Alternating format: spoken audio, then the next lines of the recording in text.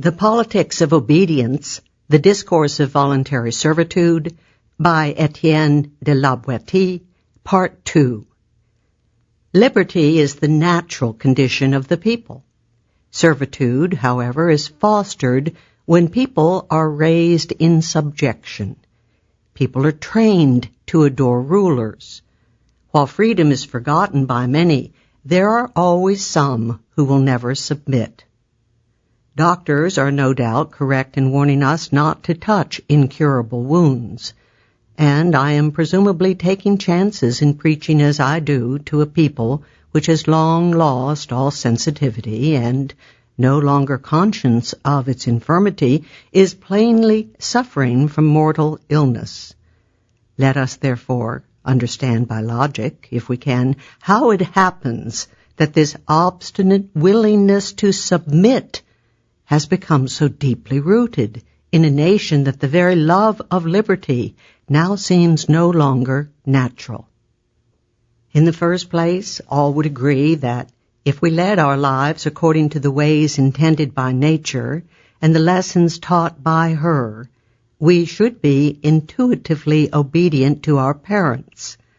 Later, we should adopt reason as our guide and become slaves to nobody. Concerning the obedience given instinctively to one's father and mother, we are in agreement, each one admitting himself to be a model. As to whether reason is born with us or not, that is a question loudly discussed by academicians and treated by all schools of philosophers.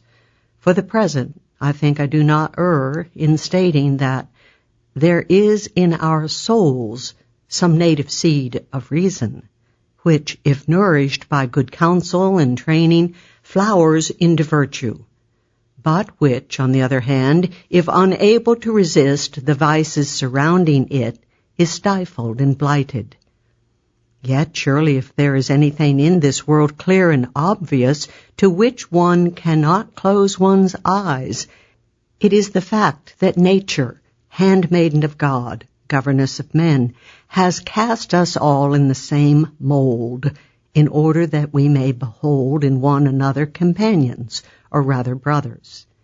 If in distributing her gifts nature has favored some more than others with respect to body or spirit, she has nevertheless not planned to place us within this world as if it were a field of battle, and has not endowed the stronger or the cleverer in order that they may act like armed brigands in a forest and attack the weaker. One should rather conclude that in distributing larger shares to some and smaller shares to others, nature has intended to give occasion for brotherly love to become manifest, some of us having the strength to give help to others who are in need of it. Hence, since this kind mother has given us the whole world as a dwelling place, has lodged us in the same house, has fashioned us according to the same model, so that in beholding one another we might almost recognize ourselves. Since she has bestowed upon us all the great gift of voice and speech for fraternal relationship, thus achieving by the common and mutual statement of our thoughts a communion of our wills, and since she has tried in every way to narrow and tighten the bond of our union and kinship, since she has revealed in every possible manner her intention, not so much to associate us as to make us one organic whole, there can be no further doubt that we are all naturally free, inasmuch as we are all comrades. Accordingly, it should not enter the mind of anyone that nature has placed some of us in slavery, since she has actually created us all in one likeness. Therefore, it is fruitless to argue whether or not liberty is natural, since none can be held in slavery without being wronged. And in a world governed by a nature which is reasonable, there is nothing so contrary as an injustice. Since freedom is our natural state, we are not only in possession of it, but have the urge to defend it. Now, if perchance some cast a doubt on this conclusion, and are so corrupted that they are not able to recognize their rights and inborn tendencies, I shall have to do them the honor that is properly theirs, and place, so to speak, brute beast in the pulpit to throw light on their nature and condition. The very beast, God help me, if men are not too deaf, cry out to them, "Long live liberty!" Many among them die as soon as captured. Just as the fish loses life as soon as he leaves the water, so do these creatures close their eyes upon the light and have no desire to survive the loss of their natural freedom. If the animals were to constitute their kingdom by rank, their nobility would be chosen from this type. Others, from the largest to the smallest, when captured, put up such a strong resistance by means of claws, horns, beak, and paws that they show clearly enough how they cling to what they are losing. Afterward, in captivity, they manifest by so many evident signs their awareness of their misfortune that it is easy to see they are languishing rather than living, and continue their existence more in lamentation of their lost freedom than in enjoyment of their servitude. What else can explain the behavior of the elephant who, after defending himself to the last ounce of his strength and knowing himself on the point of being taken, dashes his jaws against the trees and breaks his tusks, thus manifesting his longing to remain free, as he has been, and proving his wit and ability to buy off the huntsman in the hope that through the sacrifice of his tusks he will be permitted to offer his ivory as a ransom for his liberty. We feed the horse from birth in order to train him to do our bidding, yet he is tamed with such difficulty that when we begin to break him in, he bites the bit. He rears at the touch of the spur, as if to reveal his instinct and show by his actions that, if he obeys, he does so not of his own free will, but under constraint. What more can we say? Even the oxen under the weight of the yoke complain, and the birds in their cage lament, as I expressed it some time ago, toying with our French poesy. For I shall not hesitate in writing to you, O Longa, to introduce some of my verses, which I never read to you because of your obvious encouragement, which is quite likely to make me conceited. And now, since all beings, because they feel, suffer misery in subjection and long for liberty, since the very beast, although made for the service of man, cannot become accustomed to control without protest, what evil chance has so denatured man that he, the only creature really born to be free, lacks the memory of his original condition and the desire to return to it? There are three kinds of tyrants. Some receive their proud position through elections by the people, others by force of arms, others by inheritance. Those who have acquired power by means of war act in such wise that it is evident they rule over a conquered country. Those who are born to kingship are scarcely any better, because they are nourished on the breast of tyranny, suck in with their milk the instincts of the tyrant, and consider the people under them as their inherited serfs. And according to their individual disposition, miserly or prodigal, they treat their kingdom as their property. He who has received the state from the people, however, ought to be, it seems to me, more bearable, and would be so, I think, were it not for the fact that as soon as he sees himself higher than the others, flattered by that quality which we call grandeur, he plans never to relinquish his position. Such a man usually determines to pass on to his children the authority that the people have conferred upon him. And once his heirs have taken this attitude, strange it is how far they surpass other tyrants in all sorts of vices, and especially in cruelty, because they find no other means to impose this new tyranny than by tightening control and removing their subjects so far from any notion of liberty that even if the memory of it is fresh, it will soon be eradicated. Yet, to speak accurately, I do perceive that there is some difference among these three types of tyranny. But as for stating a preference, I cannot grant there is any. For although the means of coming into power differ, still the method of ruling is practically the same. Those who are elected act as if they were breaking in bullocks. Those who are conquerors make the people their prey. Those who are heirs plan to treat them as if they were their natural slaves. In connection with this, let us imagine some newborn individuals, neither acquainted with slavery nor desirous of liberty, ignorant indeed of the very words. If they were permitted to choose between being slaves and free men, to which would they give their vote? There can be no doubt that they would much prefer to be guided by reason itself than to be ordered about by the whims of a single man.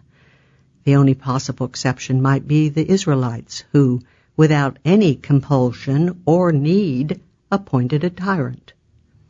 I can never read their history without becoming angered and even inhuman enough to find satisfaction in the many evils that befell them on this account. But certainly all men, as long as they remain men, before letting themselves become enslaved, must either be driven by force or led into it by deception, conquered by foreign armies, as were Sparta and Athens, by the forces of Alexander, or by political factions, as when, at an earlier period, the control of Athens had passed into the hands of Pisistratus. When they lose their liberty through deceit, they are not so often betrayed by others as misled by themselves. This was the case when the people of Syracuse, chief city of Sicily, when, in the throes of war and heedlessly planning only for the present danger, they promoted Denis, their first tyrant, by entrusting to him the command of the army, without realizing that they had given him such power that on his victorious return this worthy man would behave as if he had vanquished not his enemies but his compatriots, transforming himself from captain to king and then from king to tyrant.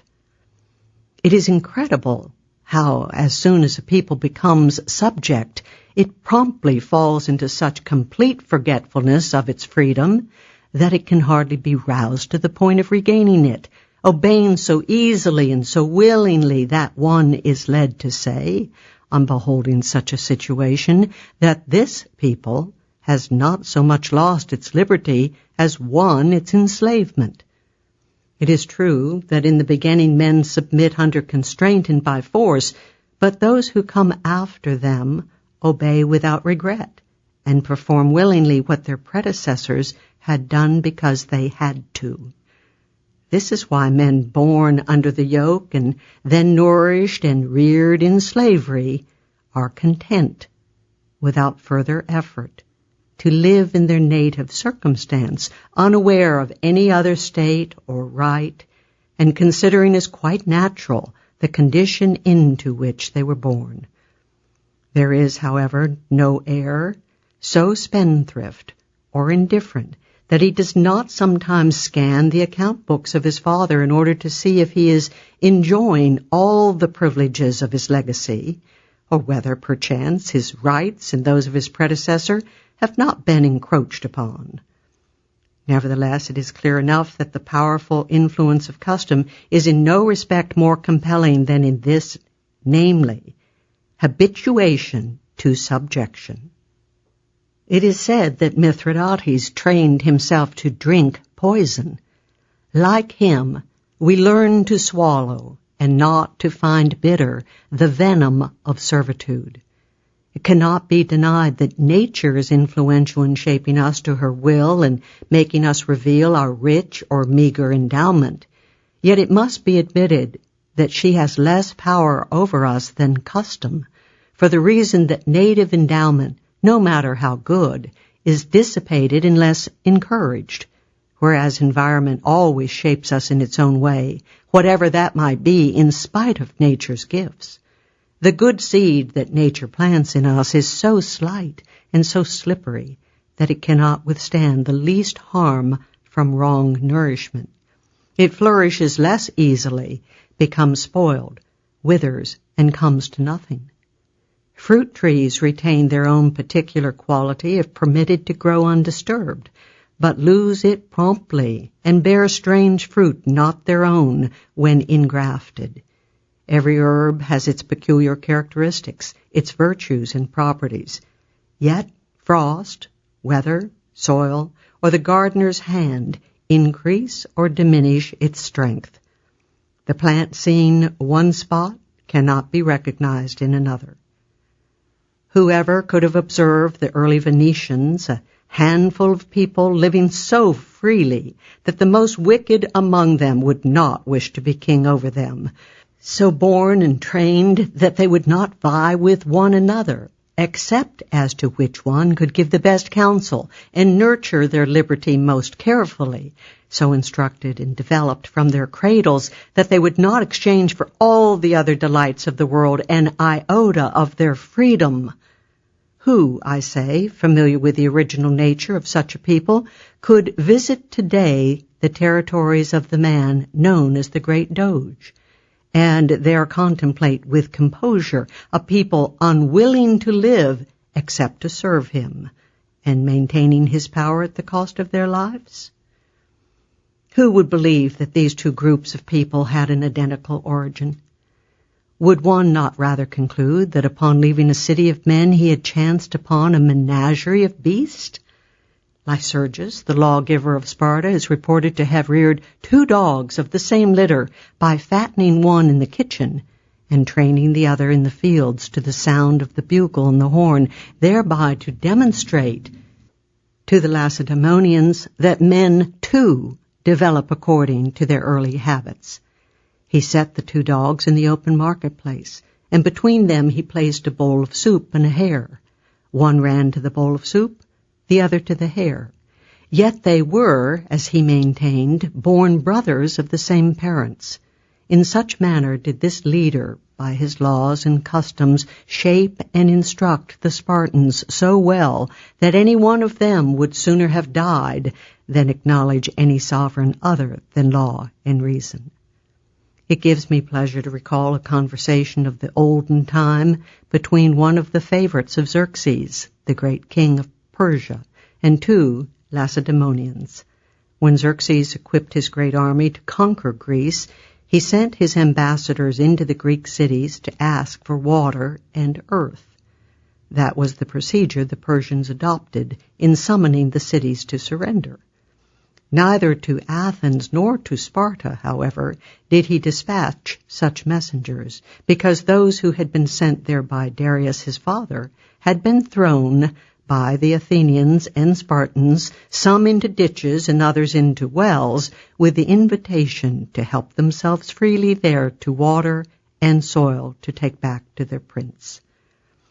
Those Greeks could not permit even the slightest suggestion of encroachment upon their liberty. The Spartans suspected, nevertheless, that they had incurred the wrath of the gods by their action, and especially the wrath of Talthybios, the god of the heralds. In order to appease him, they decided to send Xerxes 2 of their citizens in atonement for the cruel death inflicted upon the ambassadors of his father. 2 Spartans, one named Sperta and the other Bullus, volunteered to offer themselves as a sacrifice.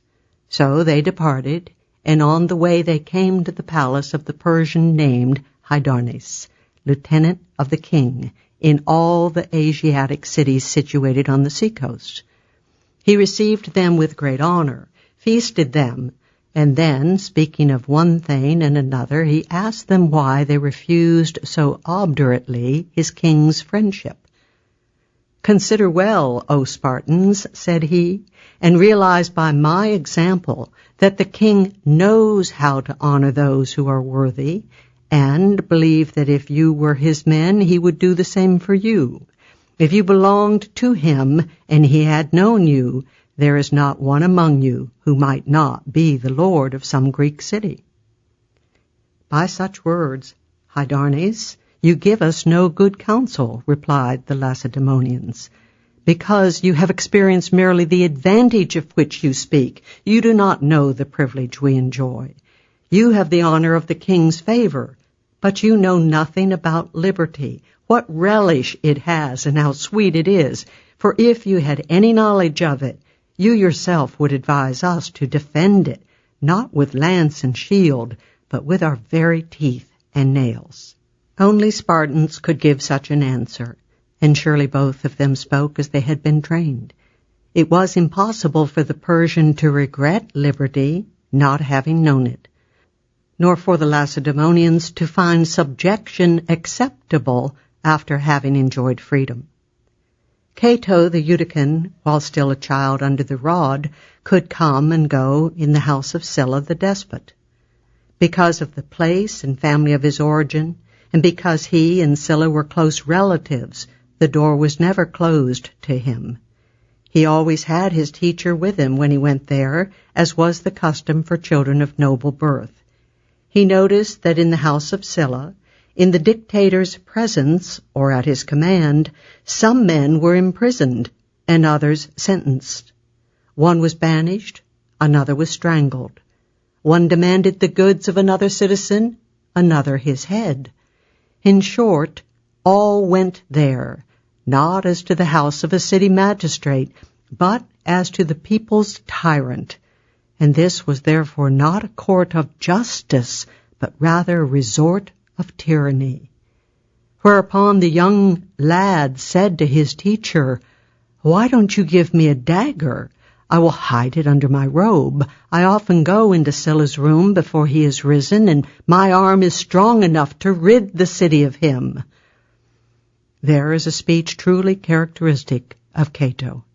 It was a true beginning of this hero so worthy of his end, and should one not mention his name or his country, but state merely the fact as it is, the episode itself would speak eloquently, and anyone would divine that he was a Roman born in Rome at the time when she was free.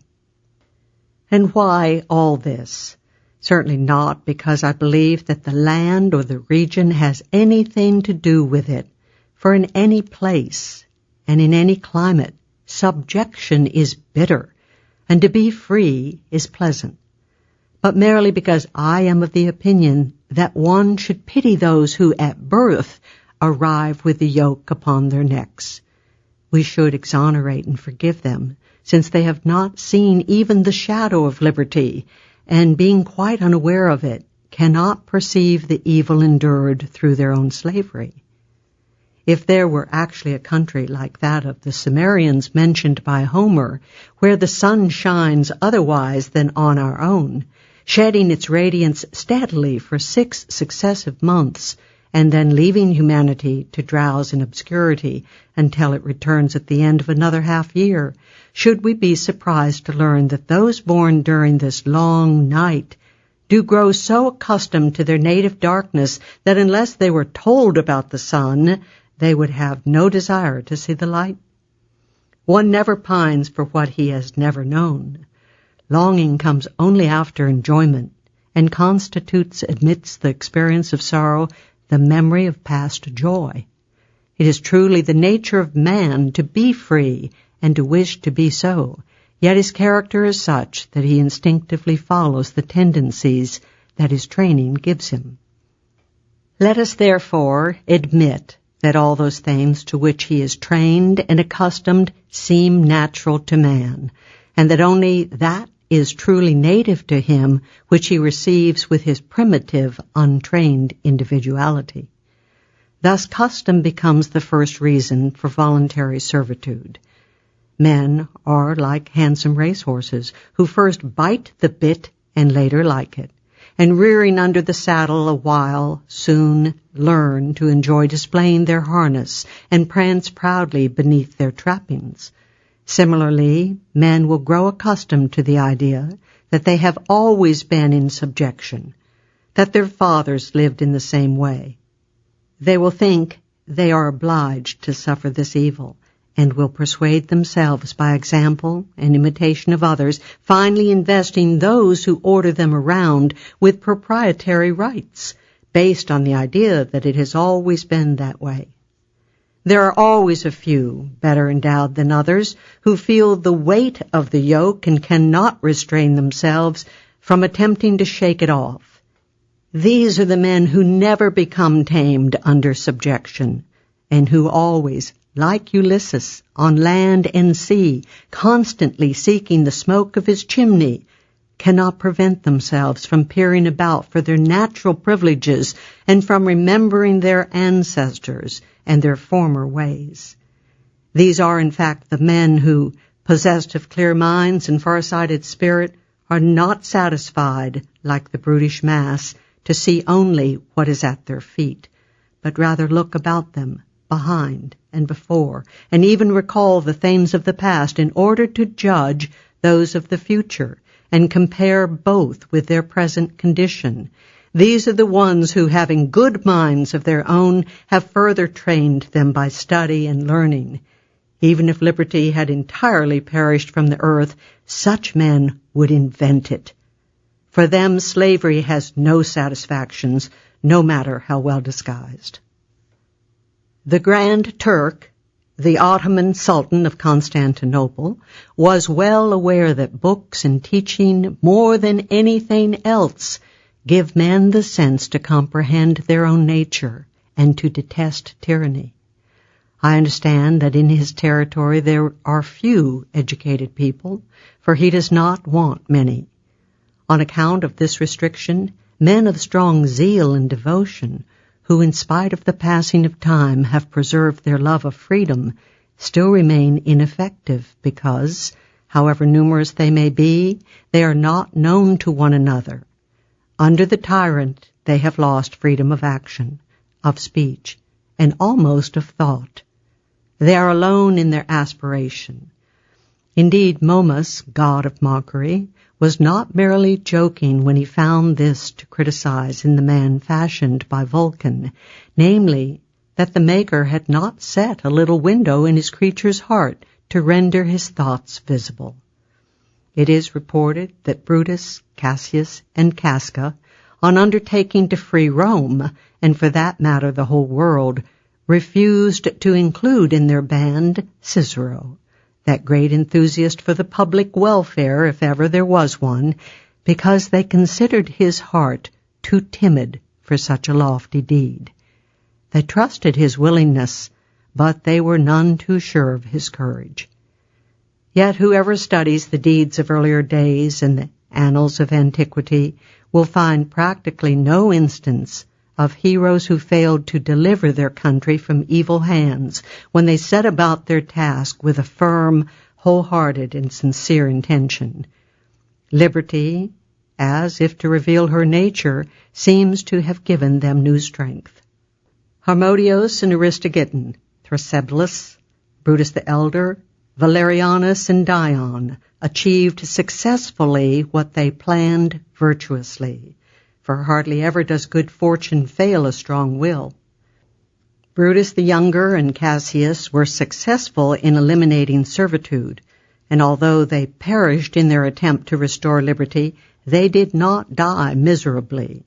What blasphemy it would be to say there was anything miserable about these men, either in their death or in their living. Their loss worked great harm, everlasting misfortune, and complete destruction of the Republic, which appears to have been buried with them. Other and later undertakings against the Roman emperors were merely plottings of ambitious people who deserved no pity for the misfortunes that overtook them, for it is evident that they sought not to destroy, but merely to usurp the crown, scheming to drive away the tyrant, but to retain tyranny. For myself, I could not wish such men to prosper, and I am glad they have shown by their example that the sacred name of liberty must never be used to cover a false enterprise. But to come back to the thread of our discourse, which I have practically lost, the essential reason why men take orders willingly is that they are born serfs and are reared as such. From this cause there follows another result, namely that people easily become cowardly and submissive under tyrants. For this observation I am deeply grateful to Hippocrates, the renowned father of medicine, who noted and reported it in a treatise of his entitled Concerning Diseases. This famous man was certainly endowed with a great heart, and proved it clearly by his reply to the great king, who wanted to attach him to his person by means of special privileges and large gifts. Hippocrates answered frankly that it would be a weight on his conscience to make use of his science for the cure of barbarians who wished to slay his fellow Greeks, or to serve faithfully by his skill anyone who undertook to enslave Greece. The letter he sent the king can still be read among his other works, and will forever testify to his great heart and noble character. By this time, it should be evident that liberty once lost, valor also perishes. A subject people shows neither gladness nor eagerness in combat. Its men march sullenly to danger, almost as if in bonds, and stultified. They do not feel throbbing within them that eagerness for liberty which engenders scorn of peril and imparts readiness to acquire honor and glory by a brave death amidst one's comrades. Among free men there is competition as to who will do most, each for the common good, each by himself, all expecting to share in the misfortunes of defeat or in the benefits of victory. But an enslaved people loses, in addition to this warlike courage, all signs of enthusiasm, for their hearts are degraded, submissive, and incapable of any great deed. Tyrants are well aware of this, and in order to degrade their subjects further, encourage them to assume this attitude and make it instinctive. Xenophon, grave historian of first rank among the Greeks, wrote a book in which he makes Simonides speak with Hieron, tyrant of Syracuse, concerning the anxieties of the tyrant. This book is full of fine and serious remonstrances, which, in my opinion, are as persuasive as words can be. Would to God that all despots who had ever lived might have kept it before their eyes and used it as a mirror. I cannot believe they would have failed to recognize their warts and to have conceived some shame for their blotches. In this treatise is explained the torment in which tyrants find themselves when obliged to fear everyone because they do evil unto every man. Among other things, we find the statement that bad kings employ foreigners in their wars and pay them, not daring to entrust weapons in the hands of their own people, whom they have wronged.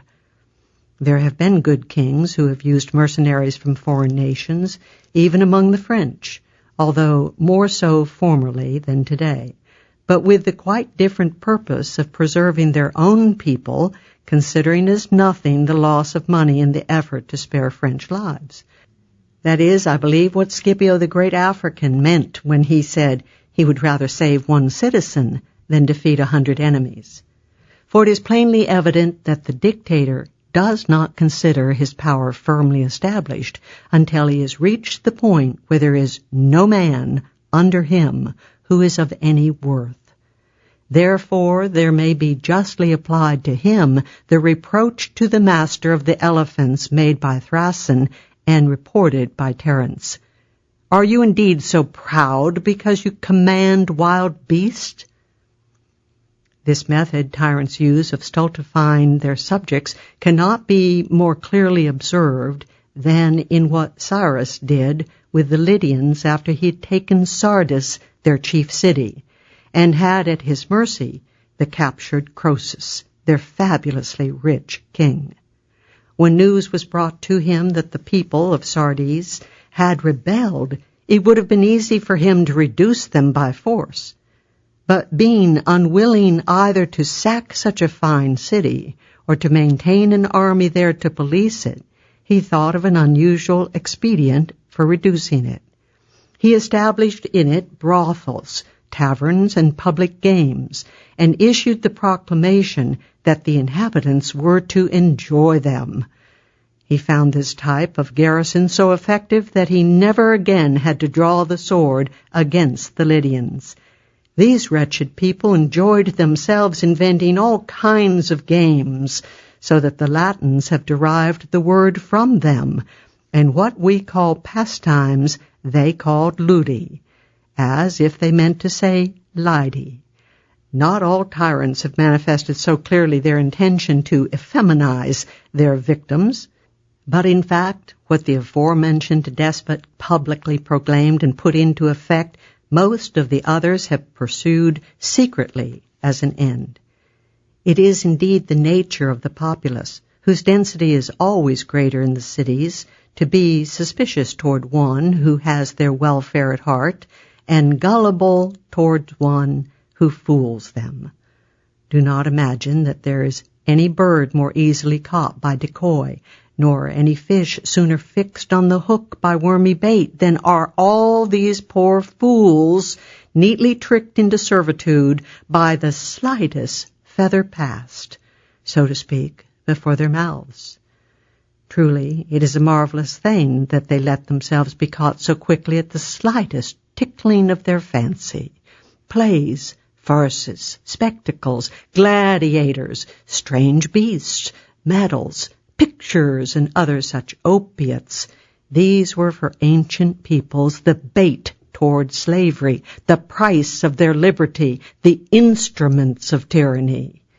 By these practices and enticements the ancient dictators so successfully lulled their subjects under the yoke that the stupefied people, fascinated by the pastimes and vain pleasures flashed before their eyes, learned subservience as naively, but not so creditably, as little children learn to read by looking at bright picture books. Roman tyrants invented a further refinement. They often provided the city wards with feasts to cajole the rabble, always more readily tempted by the pleasure of eating than by anything else. The most intelligent and understanding amongst them would not have quit his soup bowl to recover the liberty of the Republic of Plato. Tyrants would distribute largesse, a bushel of wheat, a gallon of wine, and a sesterce. And then everybody would shamelessly cry, "Long live the king!" The fools did not realize that they were merely recovering a portion of their own property, and that their ruler could not have given them what they were receiving without having first taken it from them. A man might one day be presented with a sesterce and gorge himself at the public feast, lauding Tiberius and Nero for handsome liberality, who on the morrow would be forced to abandon his property to their avarice, his children to their lust, his very blood to the cruelty of these magnificent emperors, without offering any more resistance than a stone or a tree stump. The mob has always behaved in this way, eagerly open to bribes that cannot be honorably accepted, and dissolutely callous to degradation and insult that cannot be honorably endured. Nowadays I do not meet anyone who, on hearing the mention of Nero, does not shudder at the very name of that hideous monster, that disgusting and vile pestilence. Yet when he died, when this incendiary, this executioner, this savage beast died as vilely as he had lived, the noble Roman people, mindful of his games and his festivals, were saddened to the point of wearing mourning for him. Thus wrote Cornelius Tacitus, a competent and serious author and one of the most reliable. This will not be considered peculiar in view of what this same people had previously done at the death of Julius Caesar, who had swept away their laws and their liberty, in whose character, it seems to me, there was nothing worthwhile, for his very liberality, which is so highly praised, was more baneful than the cruelest tyrant who ever existed, because it was actually this poisonous amiability of his that sweetened servitude for the Roman people. After his death, that people, still preserving on their palates the flavor of his banquets, and in their minds the memory of his prodigality, vied with one another to pay him homage. They piled up the seats of the forum for the great fire that reduced his body to ashes, and later raised a column to him as to the father of his people. Such was the inscription on the Capitol. They did him more honor, dead as he was, than they had any right to confer upon any man in the world, except perhaps on those who had killed him. They didn't even neglect, these Roman emperors, to assume generally the title of tribune of the people, partly because this office was held sacred and inviolable, and also because it had been founded for the defense and protection of the people and enjoyed the favor of the state. By this means they made sure that the populace would trust them completely, as if they merely used the title and did not abuse it. Today there are some who do not behave very differently. They never undertake an unjust policy, even one of some importance, without prefacing it with some pretty speech concerning public welfare and common good. You well know, O Longa, this formula which they use quite cleverly in certain places. Although for the most part, to be sure, there cannot be cleverness where there is so much impudence. The kings of the Assyrians, and even after them those of the Medes, showed themselves in public as seldom as possible, in order to set up a doubt in the minds of the rabble as to whether they were not, in some way, more than man, and thereby to encourage people to use their imagination for those things which they cannot judge by sight. Thus a great many nations, who for a long time dwelt under the control of the Assyrians, became accustomed, with all this mystery, to their own subjection, and submitted the more readily for not knowing what sort of master they had, or scarcely even if they had one, all of them fearing by report someone they had never seen. The earliest kings of Egypt rarely showed themselves without carrying a cat, or sometimes a branch, or appearing with fire on their heads, masking themselves with these objects and parading like workers of magic. By doing this, they inspired their subjects with reverence and admiration, whereas with people neither too stupid nor too slavish, they would merely have aroused, it seems to me, amusement and laughter. It is pitiful to review the list of devices that early despots used to establish their tyranny, to discover how many little tricks they employed, always finding the populace conveniently gullible, readily caught in the net as soon as it was spread. Indeed, they always fooled their victims so easily that while mocking them they enslaved them the more. What comment can I make concerning another fine counterfeit that ancient peoples accepted as true money? They believed firmly that the great toe of Pyrrhus, king of Epirus, performed miracles and cured diseases of the spleen. They even enhanced the tale further with the legend that this toe, after the corpse had been burned, was found among the ashes untouched by the fire. In this wise, a foolish people itself invents lies and then believes them. Many men have recounted such things, but in such a way that it is easy to see that the parts were pieced together from idle gossip of the city and silly reports from the rabble. When Vespasian, returning from Assyria, passes through Alexandria on his way to Rome to take possession of the empire, he performs wonders. He makes the crippled straight, restores sight to the blind, and does many other fine things, concerning which the credulous and undiscriminating were, in my opinion, more blind than those cured. Tyrants themselves have wondered that men could endure the persecution of a single man.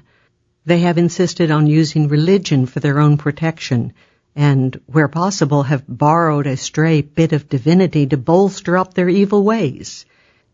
If we are to believe the Sibyl of Virgil, Salmonius, in torment for having paraded as Jupiter in order to deceive the populace, now atones in nethermost hell.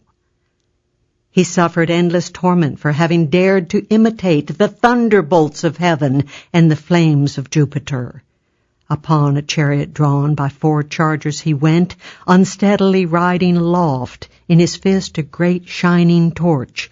Among the Greeks and into the marketplace, in the heart of the city of Elis, he had ridden boldly, and displaying thus his vainglory, he assumed an honor which undeniably belongs to the gods alone. This fool who imitated storm and the inimitable thunderbolt by clash of brass, and with his dizzying charge on horn-hoofed steeds, the all-powerful Father beheld, hurled not a torch, nor the feeble light from a waxen taper with its smoky fumes, but by the furious blast of thunder and lightning he brought him low, his heels above his head. If such a one, who in his time acted merrily through the folly of insolence, is so well received in hell, I think that those who have used religion as a cloak to hide their vileness will be even more deservedly lodged in the same place. Our own leaders have employed in France certain similar devices, such as toads, fleur-de-lis, sacred vessels, and standards with flames of gold. However that may be, I do not wish for my part to be incredulous, since neither we nor our ancestors have had any occasion up to now for skepticism. Our kings have always been so generous in times of peace and so valiant in time of war that from birth they seem not to have been created by nature like many others, but even before birth to have been designated by Almighty God for the government and preservation of this kingdom. Even if this were not so, yet should I not enter the tilting ground to call in question the truth of our traditions, or to examine them so strictly as to take away their fine conceits? Here is such a field for our French poetry, now not merely honored, but, it seems to me, reborn through our Rosnard, our Baif, our Belay. These poets are defending our language so well that I dare to believe that very soon neither the Greeks nor the Latins will in this respect have any advantage over us, except possibly that of seniority. And I should assuredly do wrong to our poesy. I like to use that word despite the fact that several have rhymed mechanically, for I still discern a number of men today capable of ennobling poetry and restoring it to its first luster.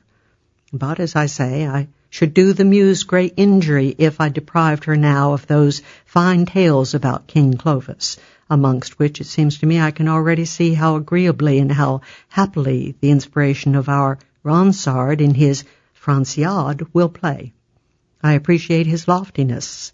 I am aware of his king spirit, and I know the charm of the man.